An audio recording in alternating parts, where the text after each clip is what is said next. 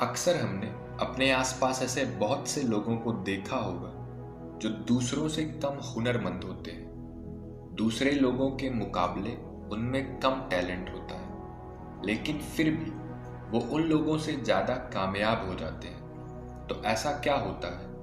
क्या उनकी किस्मत अच्छी थी या फिर ऊपर वाले ने उनके साथ दिया? इस चीज के पीछे क्या कारण हो सकता है? जरा सोचिए। इसके पीछे सबसे मुख्य कारण आलस्य होता है। जी हाँ, कामयाब होने के लिए सिर्फ हुनर नहीं चाहिए, उस काम को करने के लिए जोश और हिम्मत चाहिए। अगर आप में जोश और हिम्मत की जगह पर आलस्य है, तो आप में कितना भी हुनर हो, वो हुनर किसी काम का नहीं रह जाता। जैसे दीमक एक पेड़ को अंदर से खोखला कर देती है।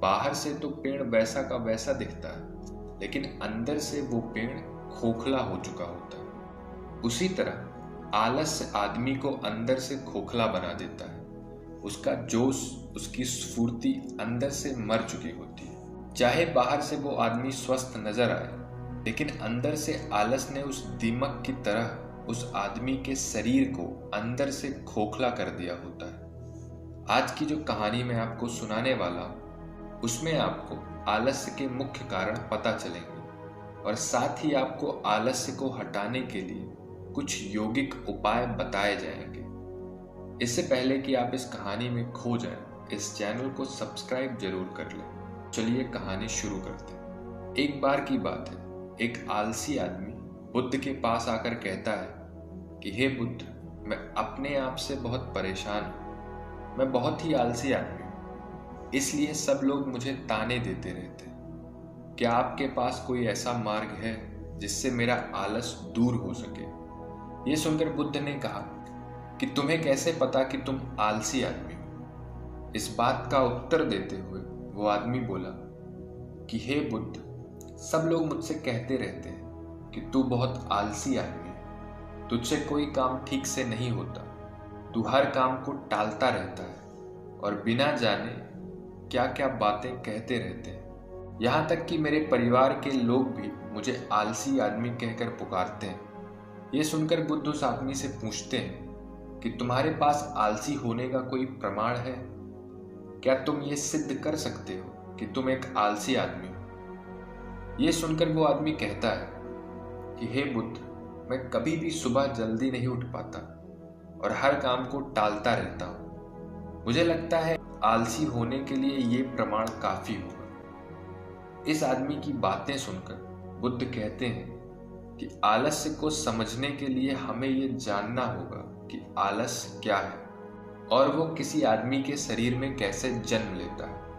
अगर कोई आदमी किसी काम में पूरा मन नहीं लगा पा रहा, उसमें उस काम के प्रति जोश नहीं है, उत्साह नहीं है, तो उसका कारण आलस होता है।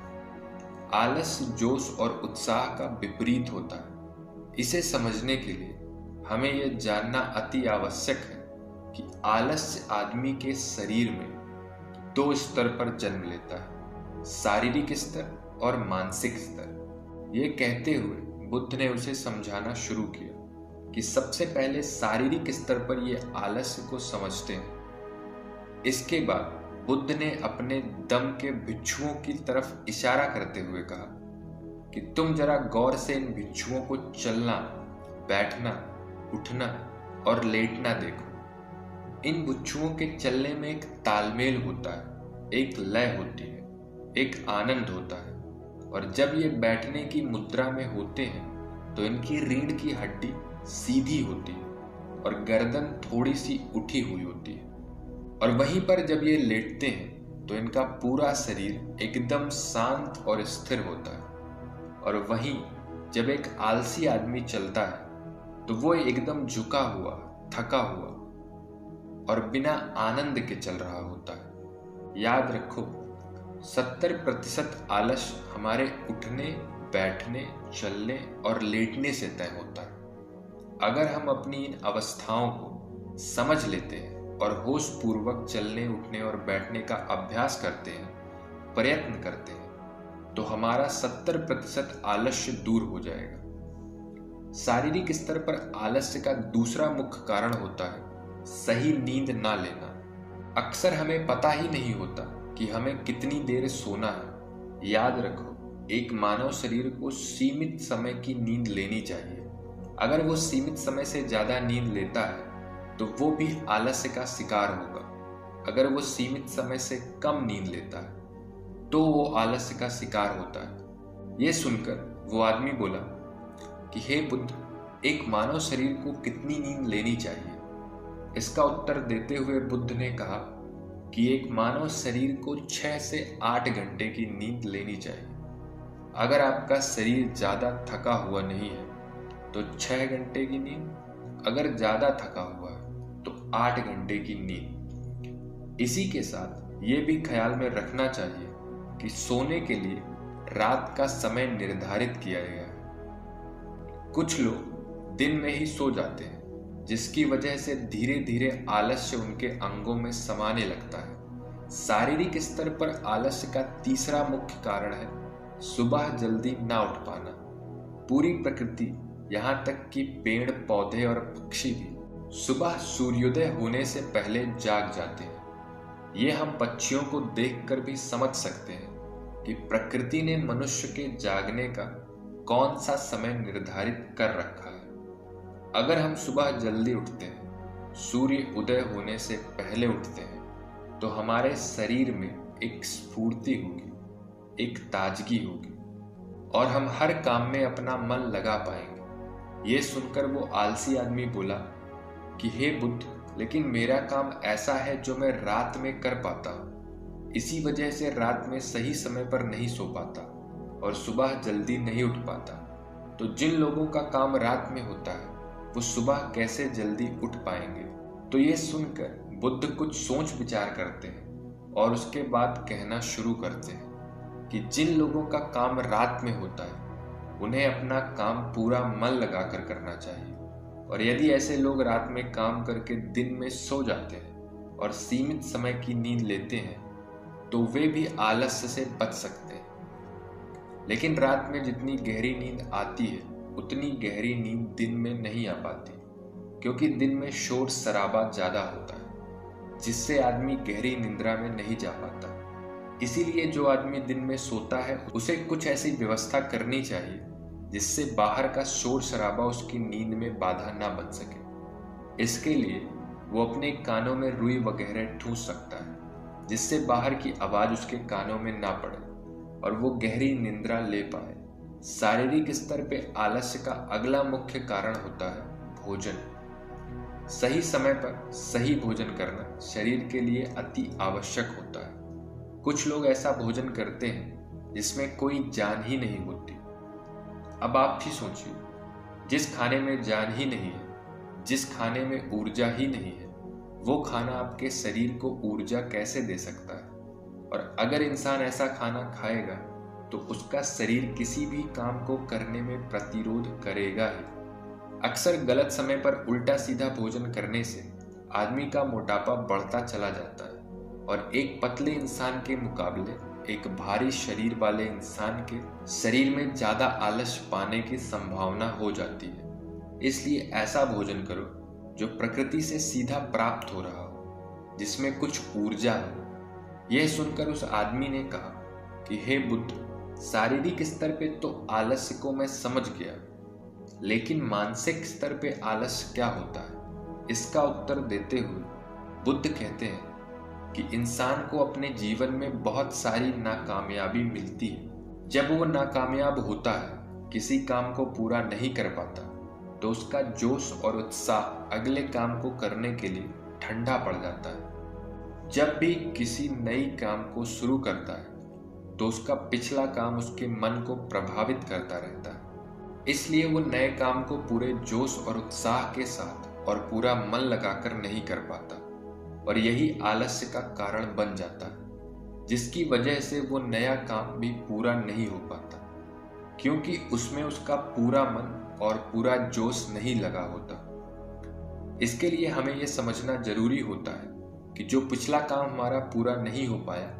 उसमें भी हमें बहुत कुछ सीखने को मिला है। उससे हमें एक अनुभव मिला है जो हम अपने नए काम में लगा सकते हैं। तो पिछले काम के प्रति नकारात्मक नजरिया रखने के बजाय सकारात्मक नजरिया रखेंगे तो आलस्य हमारे मन में नहीं आएगा। मानसिक स्तर पे आलस्य का दूसरा मुख्य कारण होता है लक्ष्य का स्पष्ट न होना।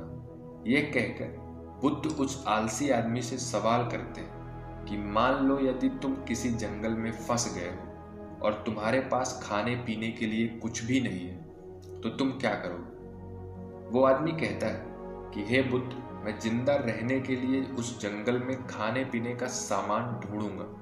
यह सुनकर बुद्ध कहते हैं कि अगर तुम्हें फिर भी खाने पीने का सामान नहीं मिलता तो इसका जवाब देते हुए वो आदमी कहता है कि हे बुद्ध, मैं किसी भी तरह से किसी भी कीमत पर उस जंगल से बाहर निकलने का पूरा प्रयास करूंगा। यह सुनकर बुद्ध कहते हैं कि चूंकि वहां पर तुम्हारा लक्ष्य स्पष्ट है इसलिए तुम्हारे शरीर में कोई आलस्य नहीं आएगा। उस समय तुम्हें पता होता है कि तुम्हारे शरीर के लिए अभी सबसे ज्यादा जरूरी खाना पीना ढूंढना है। अगर तुम नहीं ढूंढोगे तो तुम मर जाओगे, और जब तुम्हारा लक्ष्य स्पष्ट होता है तो आलस्य तुम्हारे मन में आ ही नहीं सकता। लेकिन हमारे दैनिक जीवन में हमारा लक्ष्य स्पष्ट नहीं होता है, जिसकी वजह से हमारे मन की ऊर्जा इधर उधर बिखरती रहती है। अगर हमारा लक्ष्य स्पष्ट होगा तो कोई आलस्य, कोई ताकत हमें हमारा लक्ष्य प्राप्त करने से नहीं रोक सकती। और इसी तरह अगर किसी काम को करने की हमारे पास कोई ठोस वजह नहीं होती तो भी हम उस काम को टालते रहते हैं। उस काम को करने का हमारा मन ही नहीं करता, क्योंकि हमारे मन में ये बात समाई होती है कि इस काम को करने का कुछ फायदा तो होगा नहीं। इसीलिए किसी काम को करने के लिए उसकी ठोस वजह जानना बहुत जरूरी होता है। बहुत सारे लोग व्यायाम करने की अहमियत नहीं समझते हैं, क्योंकि वो इसकी वजह नहीं देख पा रहे हैं। वो सोचते हैं कि व्यायाम करने से क्या फायदा। लेकिन जो आदमी दूरदर्शिता रखता है, जो ये देख पाता है कि अगर मैं आज व्यायाम नहीं करूंगा तो भविष्य में मेरा शरीर कितने रोगों से ग्रस्त हो सकता है, तो ऐसे आदमी के पास स्पष्ट लक्ष्य भी होता है और ठोस वजह भी होती है। इसलिए वो लोग व्यायाम भी करते रहते हैं। मानसिक स्तर पर आलस्य का अगला मुख्य कारण होता है आलसी लोगों का साथ। अक्सर कुछ लोग आलसी नहीं होते, लेकिन उनके आसपास के लोग आलसी होते हैं। अगर आपकी संगति में आलसी लोग भरे हुए हैं तो आप भी उनकी तरह हो जाएंगे। आपका मन भी काम करने से भागने लगेगा। आलस से एक छुआछूत की बीमारी है। जितनी ज्यादा आलसी लोगों से आप घिरे हुए हैं, आपका मन उतना ही आलस्य को पकड़ लेगा। मानसिक स्तर पर आलस्य का अगला मुख्य कारण है किसी भी काम को टालते रहना। कुछ लोगों की आदत होती है काम को टालते रहना। आज का काम कल पर, कल का काम परसों पर। हमें ये महसूस भी नहीं होता कि धीरे धीरे यही हमारी आदत बन जाती है, और यह काम को टालने की आदत धीरे धीरे आपको आलसी बना देती है। इसलिए किसी भी काम को कल पर मत डालो। और सबसे आखिर में बुद्ध ने कहा कि किसी भी काम को करने के लिए आपके पास उम्मीद होनी चाहिए, उत्साह और जोश होना चाहिए। हर काम को नया काम समझ के करना चाहिए। इसके बाद बुद्ध ने उस आलसी आदमी से कहा कि याद रखना, अगर तुम्हारे पास कोई स्पष्ट लक्ष्य नहीं है और उसे करने के लिए तुम्हारे पास कोई ठोस वजह भी है तो दुनिया की कोई ताकत तुम्हें वो काम करने से नहीं रोक सकती। तो दोस्तों, जीवन में अगर कुछ हासिल करना है तो हमारे पास सिर्फ आज का ही समय है। ये मत सोचो कि कल आएगा। ये मान कर चलो कि हमें जीने के लिए सिर्फ ये 24 घंटे मिले। इन 24 घंटे में मरने से पहले मैं क्या कर सकता हूँ? ये समझ लीजिए कि एक एक सेकंड मिलकर एक मिनट बनता है, और एक एक मिनट मिलकर एक घंटा बनता है, और घंटे दर घंटे एक पूरा दिन बनाता है। तो हमारे लिए सबसे ज्यादा जरूरी वो सेकंड है जिनसे पूरा दिन बना हुआ है। इसीलिए अपने किसी भी सेकंड को बर्बाद मत करो, क्योंकि एक बार जो घड़ी बीत गई वो वापस लौटकर कभी नहीं आती। तो दोस्तों, कैसी लगी आपको ये कहानी? कमेंट सेक्शन में ज़रूर बताना, और अच्छी लगी हो तो इस चैनल को सब्सक्राइब जरूर कर लेना। तो मिलते हैं अगली कहानी में, तब तक के लिए अपना ख्याल रखें।